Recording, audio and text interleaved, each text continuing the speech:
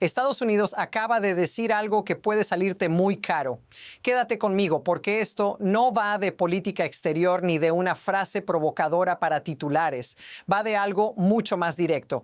Gasolina más cara, invierno sin calefacción suficiente y redes eléctricas al límite.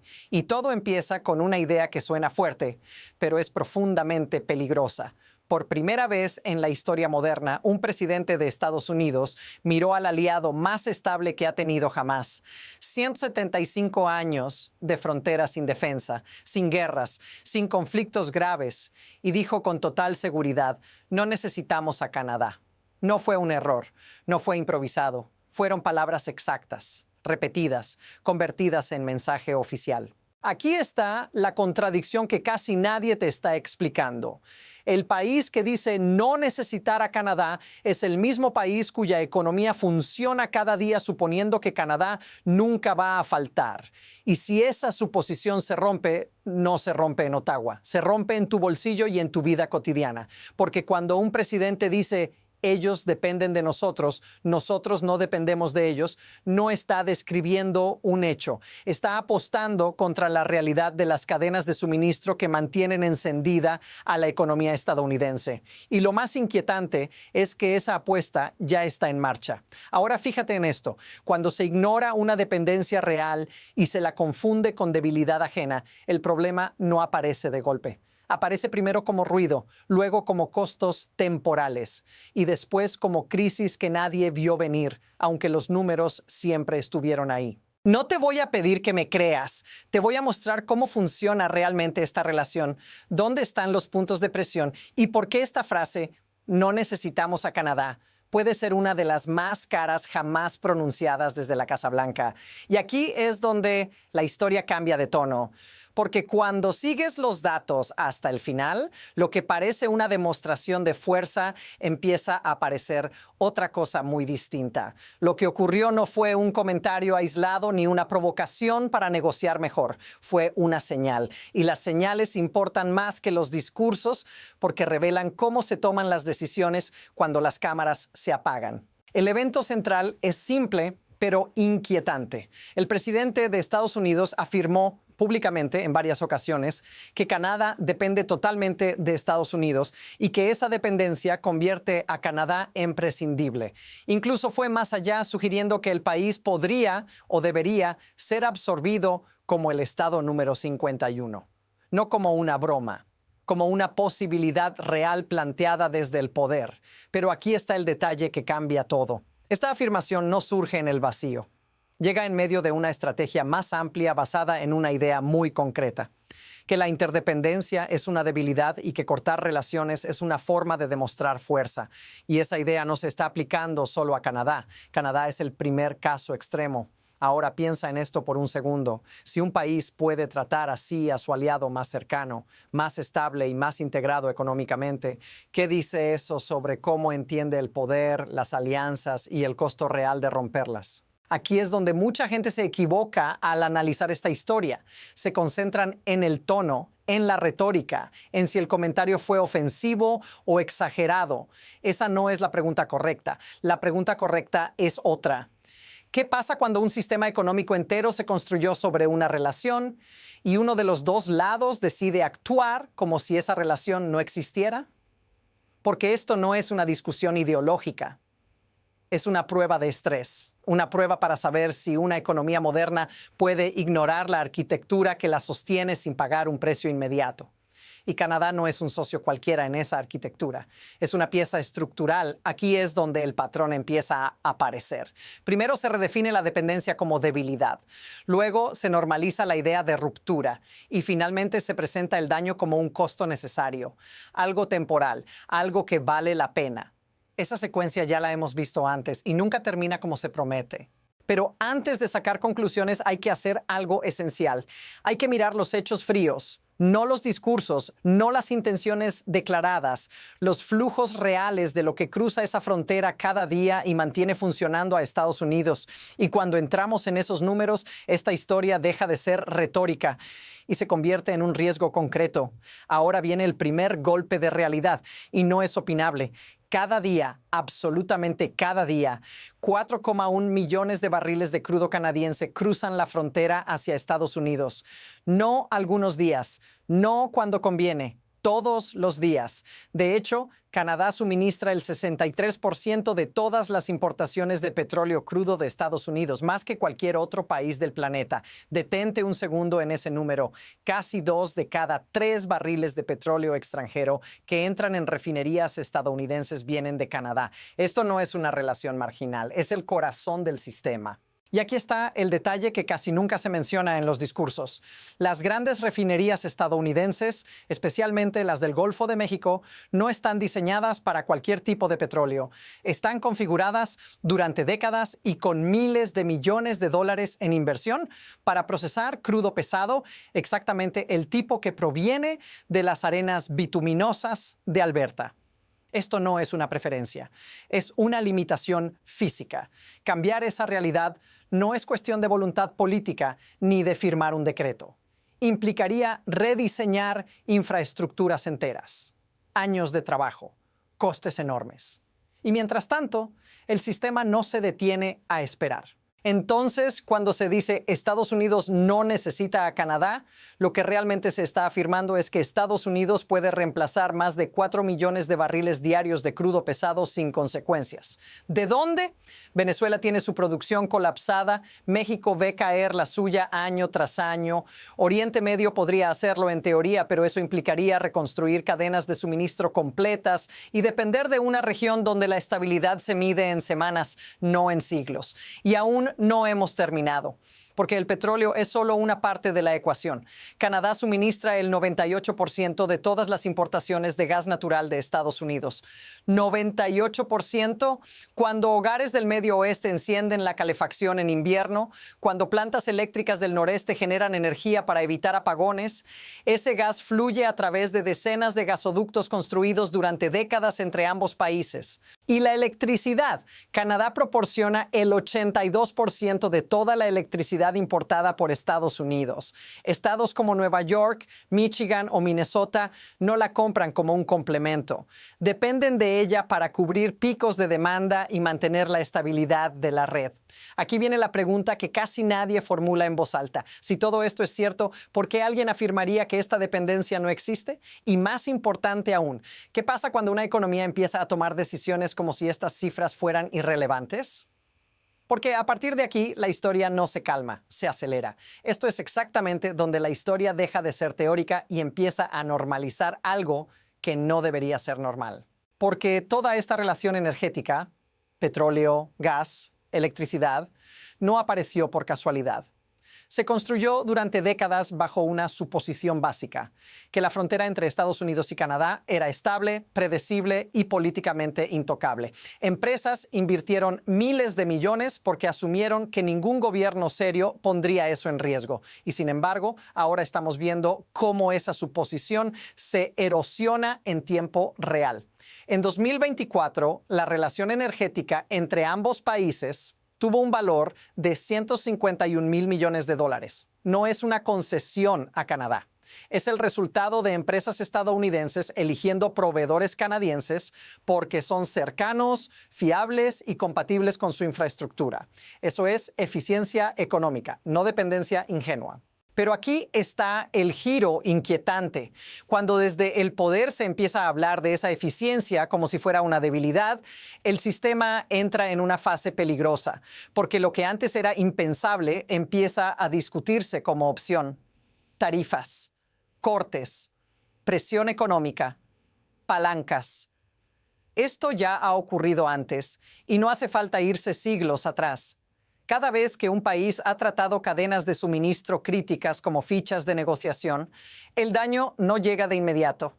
Primero llega la incertidumbre, luego el encarecimiento silencioso y finalmente la ruptura.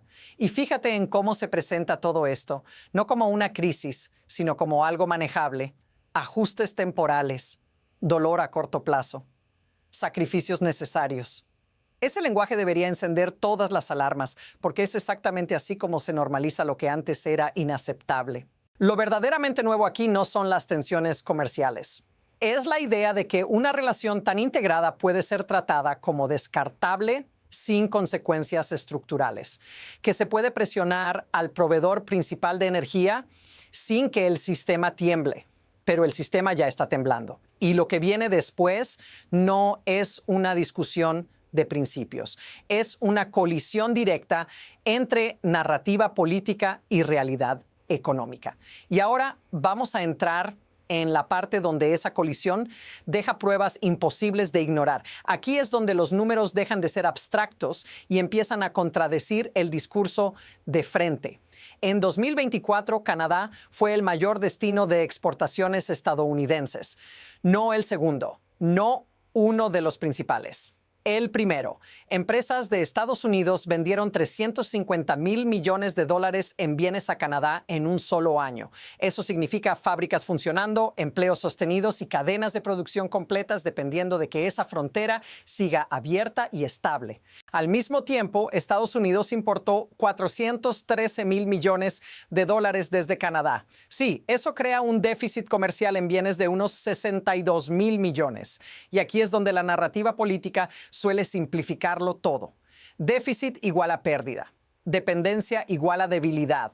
Pero esa lectura ignora algo esencial. Cuando se incluyen los servicios, Estados Unidos tiene superávit con Canadá. Exporta más servicios de los que importa. El déficit total se reduce a una cifra muy inferior y aún así, ese número sigue siendo engañoso porque trata el comercio como si fuera un juego de suma cero. Aquí está el detalle que cambia la forma de ver todo. Aproximadamente el 50% del comercio entre Estados Unidos y Canadá no son productos terminados, son componentes, materias primas, bienes intermedios que cruzan la frontera varias veces antes de convertirse en algo que tú reconoces como hecho en casa. Piensa en un vehículo ensamblado en Michigan. Parte del acero puede venir de Ontario, se envía a Ohio para moldearse, regresa a Canadá para otro proceso y vuelve a Estados Unidos para el ensamblaje final. Ese producto no pertenece a un solo país. Es el resultado de dos economías tan entrelazadas que separarlas no es una decisión política, es una amputación económica. Y ahora observa la asimetría real. El 76% de todas las exportaciones canadienses van a Estados Unidos. Canadá depende enormemente del mercado estadounidense, eso es cierto. Pero aquí está lo que casi nadie dice en voz alta. Esa dependencia funciona en ambos sentidos, solo que de forma distinta. Canadá depende de Estados Unidos como mercado. Estados Unidos depende de Canadá como infraestructura económica silenciosa, una que no se ve hasta que empieza a fallar. Entonces, cuando se habla de imponer tarifas del 25% al mayor socio comercial, no se está castigando a un rival lejano. Se está alterando el precio y la disponibilidad de insumos que las propias empresas estadounidenses necesitan para operar. Y aquí es donde la historia acelera, porque esto ya no es teórico, ya no es una advertencia, esto ya ocurrió. Y las consecuencias llegaron más rápido de lo que muchos esperaban. Aquí es donde el experimento dejó de ser retórico y empezó a producir daños medibles. A comienzos de 2025, las tarifas del 25% entraron en vigor y lo que ocurrió después no fue una adaptación gradual, fue un shock. Para abril, las exportaciones canadienses a Estados Unidos habían caído un 26% desde su pico de enero. No es una corrección, es un desplome. Fábricas reduciendo turnos, empresas cancelando inversiones, provincias enteras como Ontario y Alberta viendo cómo su base industrial se contraía en cuestión de semanas. Pero aquí está la parte que casi no recibió atención mediática al sur de la frontera. Las importaciones totales de Estados Unidos cayeron un 20% en abril de 2025, la mayor caída mensual desde la crisis financiera de 2009, excluyendo la pandemia. No porque la economía se hubiera vuelto autosuficiente de repente, sino porque las cadenas de suministro se rompieron. Esto es clave. Cuando impones tarifas a la mitad de lo que importas, las empresas no pueden ajustarse de la noche a la mañana. No hay sustitutos instantáneos, no hay capacidad ociosa esperando activarse.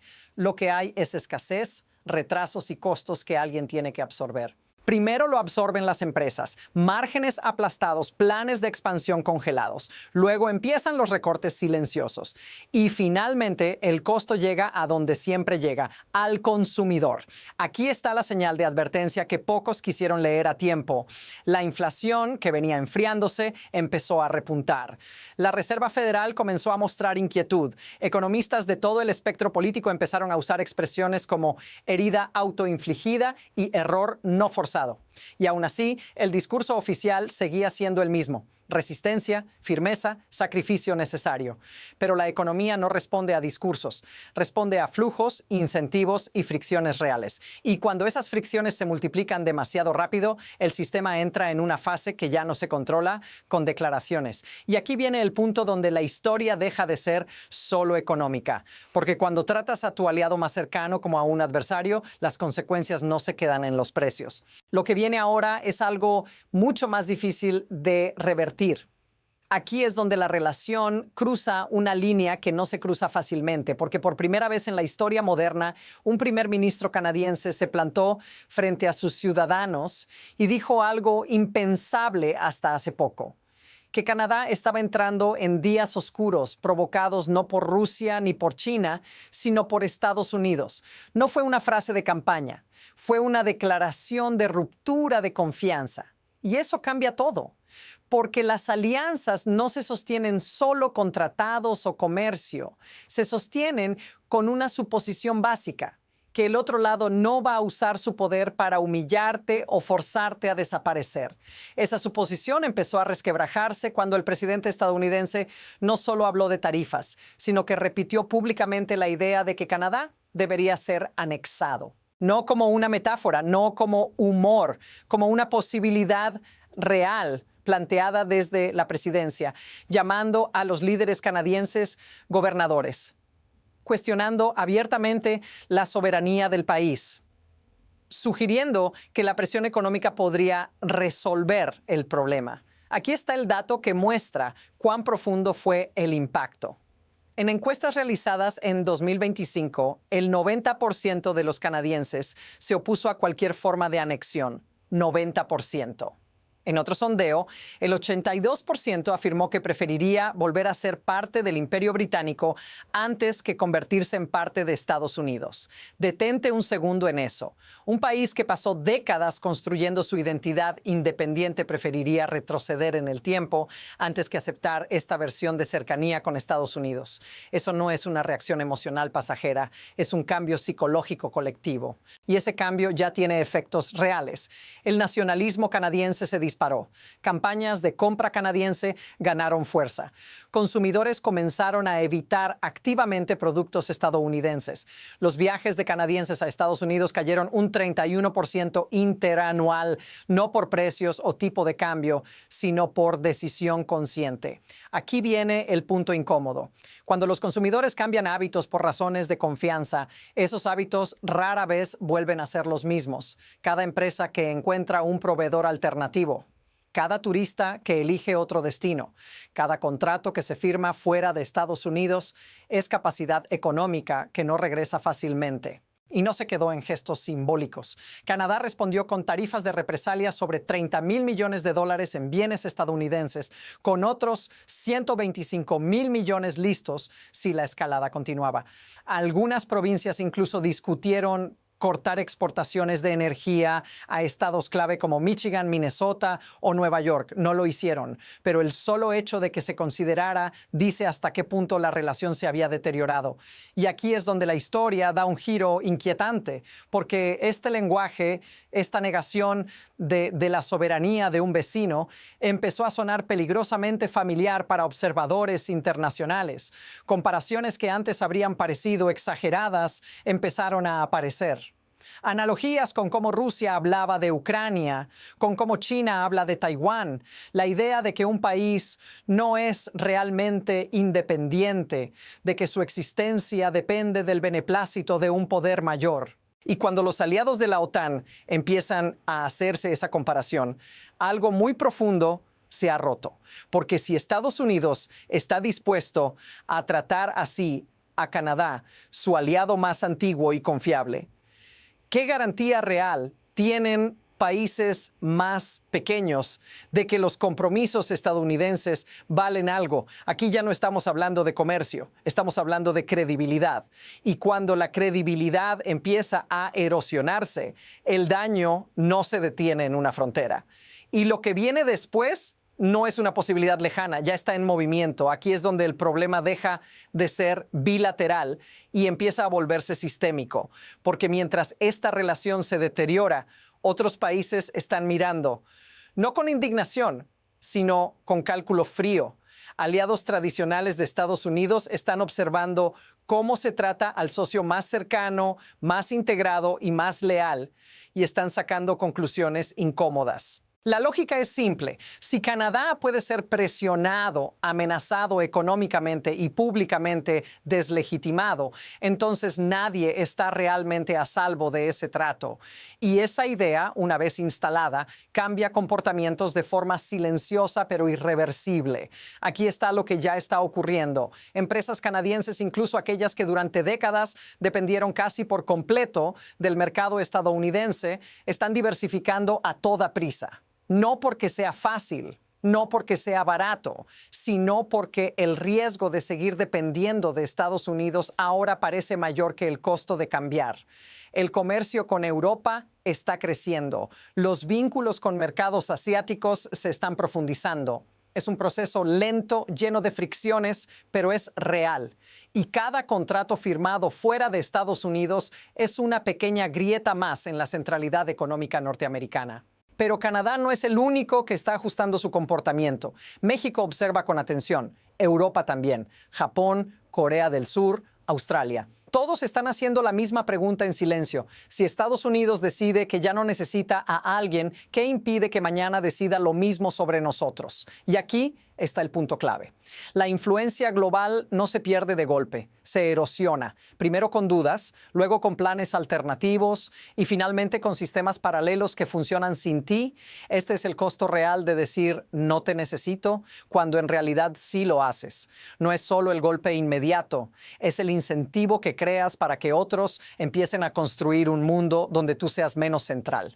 Y lo más inquietante es que este proceso no se revierte con un discurso tranquilizador ni con un cambio de tono. Una vez que los países empiezan a prepararse para un escenario sin Estados Unidos como socio fiable, no abandonan esos planes solo porque la crisis se enfríe. Y ahora viene el punto donde todo esto converge en una fecha concreta, un momento que puede definir si esta relación se rompe del todo o si todavía queda una salida. Ese momento tiene nombre y fecha. La revisión de 2026 del acuerdo comercial entre Estados Unidos, Canadá y México, el tratado que reemplazó al NAFTA y que sostiene buena parte de la economía de América del Norte. Y aquí está lo que casi nadie está diciendo con claridad. La administración estadounidense ya ha dejado claro que está dispuesta a abandonar el acuerdo por completo si no obtiene las concesiones que quiere. No ajustes, no retoques, salirse, dejar caer el marco que mantiene protegida la mayor parte del comercio regional. Detente un segundo y piensa en lo que eso significa. Durante años, las empresas operaron bajo la suposición de que ese acuerdo era la base mínima de estabilidad, que pasara lo que pasara políticamente, esa estructura no se tocaría. Esa suposición ya no existe. Los economistas que han modelado este escenario no hablan de incomodidad ni de desaceleración leve, hablan de recesión. En Canadá, una contracción estimada del 2,6% del PIB, unos 78,000 millones de dólares canadienses. En Estados Unidos, una caída cercana al 1,6%, alrededor de 467,000 millones de dólares. Traducido a algo más tangible, unos 1,300 dólares por persona al año en costo económico directo para los estadounidenses. Y aquí viene la bifurcación real. A partir de este punto, hay dos caminos posibles. En uno, la amenaza funciona como teatro. Se llega al borde del abismo, se anuncia una victoria, se hacen concesiones menores y el sistema sigue funcionando, dañado pero intacto. El ruido se disipa, los mercados respiran, las cadenas de suministro sobreviven. En el otro camino, la amenaza se ejecuta, el acuerdo colapsa, las exenciones desaparecen, las tarifas se generalizan. Y lo que hasta ahora han sido shocks controlables se convierte en una reacción en cadena. Inversión congelada, producción ralentizada, confianza rota. Lo inquietante es que ninguno de estos caminos depende ya solo de números. Depende de percepciones, de orgullo, de la creencia de que ceder es perder. Y cuando las decisiones económicas empiezan a tomarse para no parecer débil, el margen de error se vuelve peligrosamente pequeño, porque incluso en el mejor de los escenarios, algo ya ha cambiado para siempre. La idea de que América del Norte es un bloque económico estable, predecible y confiable ya no es incuestionable. Y eso altera decisiones hoy, no mañana. La pregunta ya no es si habrá consecuencias. La pregunta es qué tan profundas serán y cuánto tiempo durarán. Y ahora, para cerrar este círculo, hay una verdad incómoda que une todas las piezas de esta historia. Una que no tiene que ver con Canadá, sino con cómo funciona el poder cuando confunde dependencia con debilidad. Aquí está esa verdad incómoda. Las economías modernas no funcionan por orgullo ni por declaraciones de fuerza. Funcionan por interdependencia. Y confundir interdependencia con debilidad es uno de los errores más caros que un país puede cometer. Porque cuando decides que no necesitas algo que en realidad sostiene tu sistema, no lo haces desaparecer. Solo haces que el impacto llegue sin aviso. La frase "no necesitamos a Canadá" no es peligrosa por lo que dice sobre Canadá. Es peligrosa por lo que revela sobre cómo se está entendiendo el poder, como si romper relaciones fuera gratis, como si los números obedecieran a la voluntad política, como si la infraestructura pudiera reconfigurarse por decreto. Pero la realidad no negocia.